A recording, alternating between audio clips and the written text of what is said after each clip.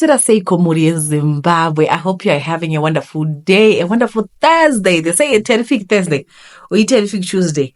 Ameno kuti noichi. Tine nyaya dzatinadzo tisatapinda munyaya dzedu ndoda kungokutendai guys for reaching out to me. All the messages I am seeing them, but mungu handikwanisi kupindura kozoti vanotumirawo mausiku ndenda kumboita zvavana saka kuti ndizogona kukupindurai manje zvinozondinetsa. Nyaya yekutanga yanyongwa naomwe sisi small house saka ndoziva kuti vazhinji venyu muchange muchiwa uturu regai tingohwa pfungwa dzavo. Let's hear what she's thinking kuita kuti tizive kuti vanenge vachifungei vasikana ava. Hanzi makasimba here tete imi vakadzi vari mudzimba imi mukaona kuti murume aita girlfriend uko dzikamai kuti hlo semukadzi weraini mazvinzwa varume vashoma ava. Let's learn to share. Sharing is caring. Zvekuti hangu ndakazvigarira mukamba kwangu wotondinon'ona uchaura zvisina basa umwe ava kupenga nazvo kutwanya brain chaiko kufamba chinonga zvino mumbini. Imi mabig house muite dzungushoma mazvinzwa. Census 1 inotaura kuti vakadzi vakawanda kudarika varume saka munoda kuti ave mainless ndiani. Kare barika raingovapo 1 saka chashamisa chi ende musiyana nekuti tiri masmelly house amakambonzwa ari smelly ndiani. Manje tiripo kugadzisa nyika brick by brick. Nyika inovakwa nevene vayo. Titende. So tete ndakasangana naJonso kuTouchline. Aiuya achibhadhara maservice angu kudzimara mujaya anyura murudo paya svika anditi ndirege kumira paTouchline. Aiva singadi aida kuti ndidzikame. Mugoona nditori professional hairdresser asanoruka musoro wacho ndiani neyo mawig akati kuuya aya achitiurayira basa. Saka Jonso akatanga kundiitira zvese asi tete ndinoda kuva honest with you. Jonso akandiudza kuti kumba kwaiona madam asi ainge andida. Ko ini madam vake ndaigwa nebasa rei navo. Vaiva neimba yavo nevana vavo nelife yavo. Ini ndakanga ndangozviudza kuti ini zvamaiguru handinei navo. I was going to respect time yavo nemunhu wedu. Kana murume ari kwavo handifoni, handina noise nemunhu. Zvese zvaiva wero tete. Hameno ndiye nakanyeurira maiguru kuti Jonso ari kufambidzana nomwe mukadzi. Gulezi vakasvika vakapefoma pabasa pangu tete. Gulezi vakasvika vakapefoma kusaluni tete zvekuti vamwe vaitotora mavidhio ndikazoona mamwe okandwa mugroup. Ndakatukwa tete kwese kwandaitenderera nevaikaona vidhio iri. Zvakauraya basa rangu tete nokuti vanhu vainge vava kunditi homreka hure inini manje. Manje kana watodenda makwiro wotokwinya vele zveusmall house hazvingoitwi nemunhu anongoziva ndorani chete. Kana usina kusimba pamushonga apa tete unofa wakachenama sematemba. Kundinyadzisa inini ndaizodhira naMai Peter once and for all. Chigame chisina kuona Mai Peter ndechekuti ndainge ndaita tsvakurudzo yangu ndikaziva kwavanofambira, kwavanodyira, kwavanoenda kwese. Ndakambofunga kuvatsvakira boys dzebrongo kuti dzinovapa choupenzi mbichana nekuvatorera foni zvoita senge kamini robbery. Asi aiwa iyi punishment yanga isina kukodzerana navo. Ndakazoita mukana wekuziva kuti hairdresser aivaruka tainge takadzidza tese same class kupoli saka ndakabva ndatoziva paripori potyo chekuita. Tete ndakaudza Chenai kuti agondipawo chipisi chevhudzi raMai Peter kana vazouya kuzogadzikwa musoro. Chenai handina kumbomuudza plani yangu kwete ko kana aizopanika akatadza kutora vhudzi iri. Ndakamuudza kuti ndaida kuti maiguru Mai Peter vandigamuchire samainini vavo kupera. Ndaigofukurirei hapa paruzhinji ini ndiziva hangu kuti ndaive ndine plan naro vhudzi ravo. Tete Chenai haana kundidisappointa zvachose. Akanditi vhudzi raMai Peter ainge ari wana pavakatrima maenzi. Akatondipa tuvhudzi tuya ndikazomupawo yedrink. Ndakaenda kune n'anga yangu kuMbare. Ndikati Mai Peter vainge vandinyadzisa. Vainge vandikumura hembe pavanhu vachindituka nezvenyadzisa. Saka ndaidawo revenge yangu. N'anga yakatora vhudzi ikasanganisa nemushonga ikandipa kaseti dziya dzakare dzairira dzaibuda zvitepi zvinenge zveribhoni zviya. Ikati ndibudise tambo dziya ndinokanda nzira inofamba nevanhu. Kudambuka kunoita tambo iya ichienda ndiko kudambuka kunoita njere dzaMai Peter vachiendawo nenyika. Tete Mai Peter vakangotanga kurasika brain bit by bit.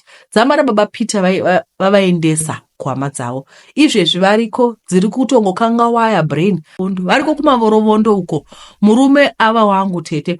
Chero akazona small house handina basa nazvo as long as she knows a place asingatangani neni handizvitsvaki tete. Ndizvowo zvingadai zvakaita Mai Peter. Vangadai vakaita pretend like ndaiva ndisiko. After all, handinambobvira ndada zvenoise navo.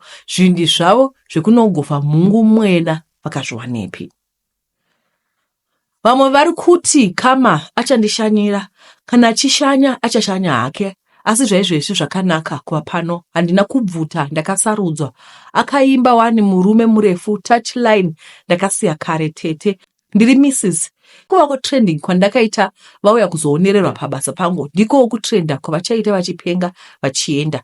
Kana baba Peter vazopepukawo ndizvozvo, asi havana kana fungidziro yekuti ndini ndakapengesa mai Peter. Vanongofunga kuti vakaita stress yekutsvakirwa sister wife manyama. Story iyi, guys, personally, I would say this story, guys, vanhu vari wicked panzapa. But what I can say is women, pedwe, vana baba, musangonyenga munonyenga pasipo. Mhandu yomukadzi. Zvinotarisai mone zvakuchiitika paya. Handimozviona, zvakaoma zvinorwadza pedwe. Bhatiri rangu riri kufulika kuti rapera moto, zvinhu zvacho ijelas roka. Asi chandadzidza bhatiri risati rapera, chandadzidza ndechekuti varume, regai kunyenga. Handiti, because kana mukadzi akaona kuti kwai makanyenga apa, vanorega kuendere, vanodoenda madzimai vagoni kushinga vedwe. Because we need to be in the shoes of mukadzi uyu. Asiwo madzimai, ndoda kubvunza. I think ndakazvitaura kuti panyaya yamai Bishop yandikati, kana vanhu vachidanana tongoti murume wako arudana nemumwe munhu. Iwe chero ukaenda kunogwa ndokuti varambane here. Handizvo. Ndakaona pane rimwe gurupu kwakai, vedu unoitawo sei kuti murume wako arege kuura. Umakapindura kuti akangoziva Jehovha chete ndiko kuti arege kuura. Andokubvudzai, hapana recipe yaungaita. Because izvozvo ukanogwa nevasikana kana murume wako akanyenga, ukanokonfronta musikana achakuudza. Sezvavataura kuti haudana nemurume munhu uchingoshandisa ndorwani chete. Vanhu zvavanoshandisa. Handisi kutora masaiti. Ndati kudzungu nekunyimo. Handiti, ndiri kutaura kuti kana mangova kuti baba Peter vanyenga, I don't know how can you do it. Because mukada kunetsana nemunhu uchimufonera anokutuka ukadovata wafunga gumbezi. Handisi kuti zviri right zvekuti mutukwe. Handisi kuti zviri right kuti vasikana vatuke kana kuti kudi. Taurai nababa Peter, iwe munhu anokuziva, munhu anogara newe. Ndiye handisaida kunonyenga. Ndiye munhu waungataura naye. Kugwa nemusikana uyu, hakusviro zvamunomboita. Kwai ndotaurisa. Bhatiri rangu riri kuperawo futi. Anyway, regai tipinde munyaya inotevera, regai ndichinje kamera nditi. Ndine 37 years. Vana ndaive nevatatu, asi vese vakashaya. Murume ndaive naye asi akashayika. Zvese izvo zvakakonzerwa nekubata mushonga kwandakaita nekuromba. Ndakapiwa mazai 10. Mazai aya aigara muhari. Hari yacho yainge ine mukaka wakamitswa nered one mukati. Asi ndakanzi ndikaona mukaka wapera muhari, zvoreva kuti ndaifanira kuputsa zai rimwe chete. Saka pakuputsa ndopaifa hama yangu kana mwana wangu. Vakafa. Nemurume akafa, ndikasara nemazai 6 akasara. Ndakanobvunza kuti vana vangu zvavapera ndiani achafa, ndikaudzwa kuti mazai asara ndimai vako nababa vako. Kunzwa kudero ndakaramba zvekuramba. Ndopandakanzi chisarudza kuuraya vabereki okumedza makonye aya. Ndakaona kumedza kuri nani, ndakabva ndapiwa makonye aya akanga akazara zijage, uye ndainzi ndofanira kumedza 1 kusvika ese apera. Ndakaita saizvozvo. Ndaiti kana ndikamedza ndaitoriona mukati richitakanyika. Ndapedza kuamedza, zvakanditorera 1 day rese kuti ndimapedze, uye ainhuwa aine unye waivava pauro. Kufa kwevana vangu kwakandirwadza zvekuti nanhasi ndongoti chero ndikafa hazvina basa. Mari yandinayo iri kutodyiwa nemadzisahwira pamwe nekusidha kuchechi, nokuti ini handichina basa nayo. Hapana anoziva kuti ndakarumba. Vese vari kuti imari yeziya, uye kubva zvandakamedza makonye vabereki vangu ndakanzi ndisavape mari yangu kana chii zvacho zvemari yekuromba. Ndinorwadziwa nekuti vari kufunga kuti ndakavarasa. Munhu aitombowachengeta ndibrother wangu wandakauraya. Iye zvino vari kutambura apa vakura. Nemari handinayo ndonzi ndisavape. Zvinondibaya pamwoyo zvekuti ndakanzi ndikavapa vanofa. Takaromba tiri chigrupu cheruwadzano, takafurirana nekusada kukundiwa muchechi kubvisa mari mucheno nekufamba nemota. Takange tozikanwa muchechi, vaya vaive mberi vakanga vakuti tainamata.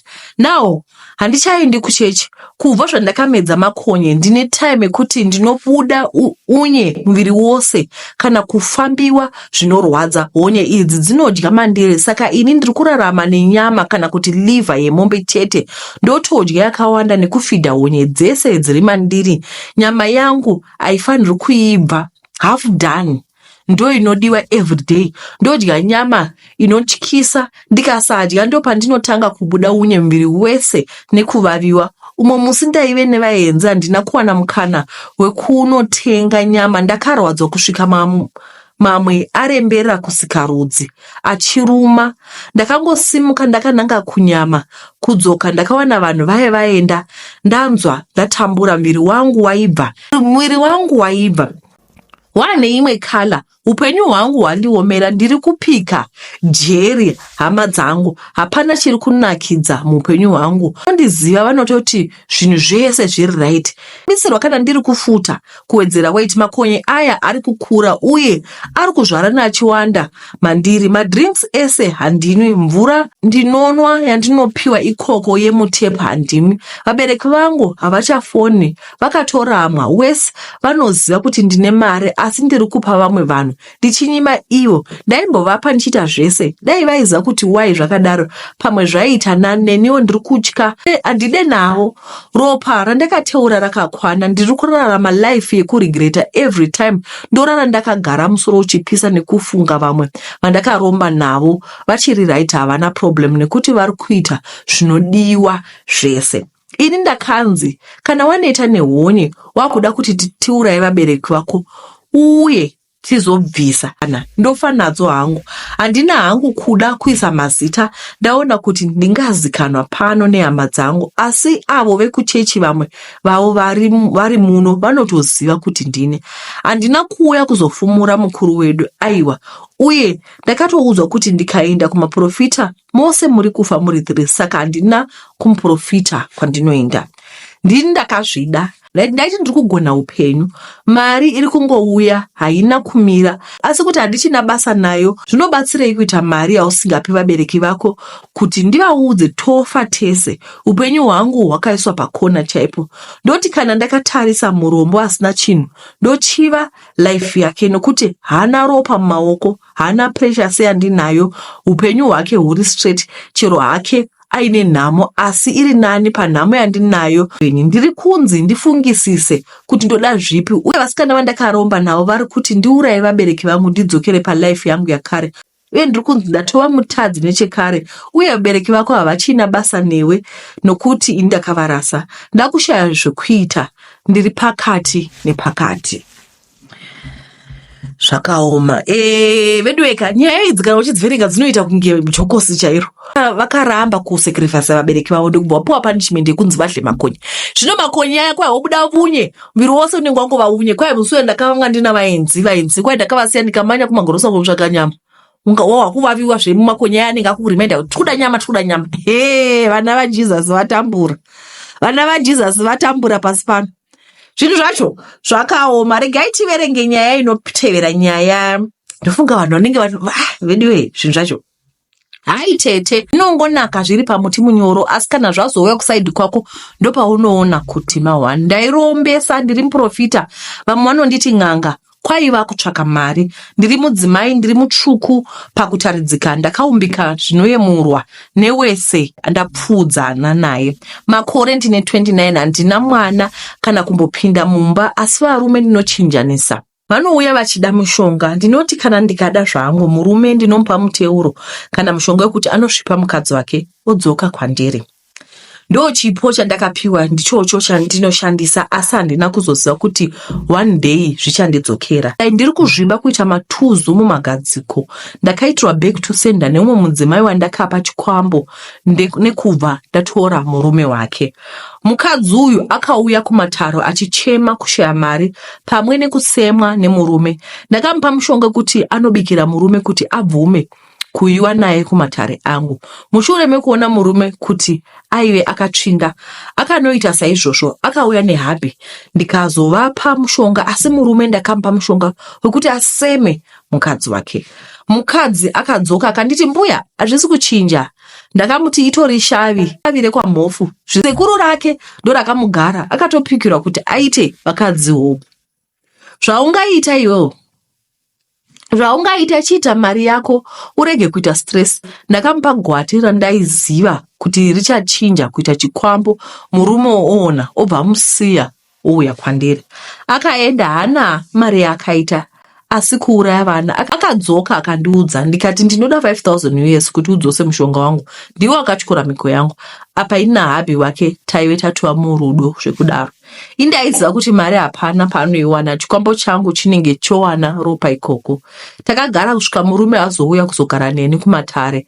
Akuzada mukadzi wake. Zvakazoitika kuti ndibatwe ndinaye, mukadzi uyu akauya asina kutaura kuti ndiri kuuya mbuya.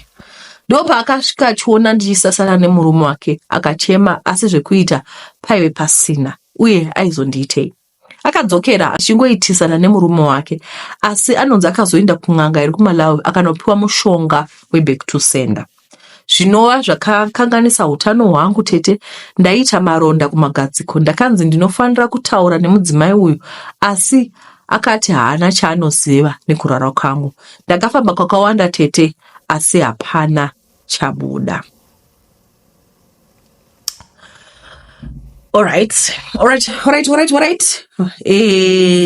Ndonya yedu kupedzisira vari kuti ivo aiwa ndo zvavaita, zvino yaita back to sender, zvino zvakuvashungurudza kuti vane matuzu. Isu kuchishona kwedu, chishona chedu cheku Midlands tobva tati vane mota. Vane mota, vane kaa pamberi pavo. Saka vari kuti zvogwadza, manje rinogwadza mota. Mamota ari kugwadza, asi vakanga vakanganisa musha wavanhu. Ende izvi chandishamisa panyaya yose ndekuti vakuti kwai ndakazofamba. Ko munogofamba sei muri muprofita? Neiko kuti kwai ndiri mbuya at 29. Watova mbuya at 29. Kaizi musangotivedzera zvinhu zvekunyepedzuka muchihlerezegwa navanhu. Munodlerezegwa navanhu chokwadi. Ini zvezvizvi ndikangopfeka dhuku rewhite kudai, ndodosvika ndokuhlerezera zvekuti nemo munosara makakahlamara mukati ya tazohlerezegwa pano. Ndingokuudzai kuti murume wenyu hakudii, itai so. After that munhu akuzochifamba akuda help, andimozviona. Ivo vakahlerezera vanhu, ivo vainyebera kuita muprofita, andimozviona. Saka ngatingogara itaito vanhu vakangwarira. Zimongo mishonga yamurufunga kuti mutsvaka chisolva problems enyu. Hapana maproblem ari kusolviwa, but instead it's actually creating problems for you guys.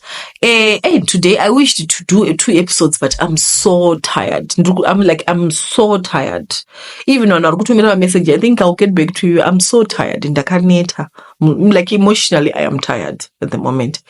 I think it's emotionally draining. When you're dealing with people and you put emotions in it, you just become tired. From today, I will not put emotions. Pane umakazo, nditaiwa vatati chirega yakuisa ma emotion. Ngoverengai, ngozviverengai mudarike moti next. Nekuti ukada kupinda munyaya dzavanhu unosvika pakugwara. Alright. Kune vese vari kubhadhara mari dzeMother's Days, you guys, I am so happy. I can't wait to meet you kuMother's Day. Guys, saka nezuro pane vamwe ndakasiya phone number, aiwa pane vamwe vakanditi vatete uyai tikuonei, tikatoona kuti zvatogara kuWestland tose, you know. So I visited them. We felt like we knew each other from 20 years ago. You guys, I can't wait to meet you for Mother's Day. Ndichasiya flyer rina account number. Of course, flyer ro harina information yakakwana because ndakanyora kuti flyer harina information yakakwana because hatisati tava nevenue. Why? Because venue yatakawanda iri kutanga na 2 to 4. Isu tinoda venue inotanga na 12 to 4. Anditi, no problem yatina. Asi madzimai mukasike kusvika because it's gonna be late. Tina photographer wedu is going to be waiting for you guys pamunosvika mutogoma picture because he only has an hour. Then tinenge tina doctor, she is a surgeon. Saka vachange vachitiudza nezve women's health, mazamu, mibvunzo yenyu ichapindurwa yose. Then we have someone who's going to present on self-care, the importance of taking care of yourself as a woman. Varume vanosvika pakutiza nekuti mune muchinowadita. Saka someone is going to varume vanotiza zvekuti mai havasi kugeza kumba uku. Toda kuti fact kana vachitiza ka imi mushaigwe mhosva kuti aiwa vanotizawo at his own choice asi imi mazama kugeza. Saka ndo zvinenge zviriko. Tichaona kuti venyu yedu vachagona here kutipa pekujaivha radio yameno zvinhu zvacho. Tegai madress muuye bedwe. You guys, thank you for watching. See you in our next video. Bye.